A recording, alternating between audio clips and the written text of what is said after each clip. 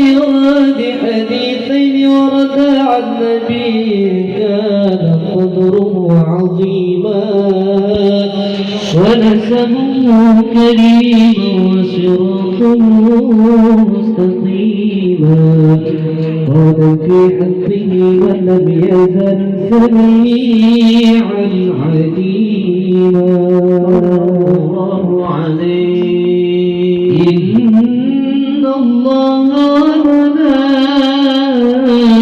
وملائكته يصلون على النبي يا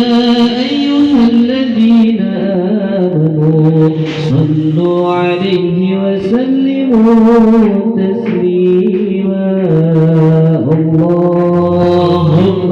صل وسلم وبارك عليه اللهم صل وسلم وبارك عليه فيقول الحق وعزتي وجلالي لا جعلت من تخاص لي بالشهادة كمن كذب بي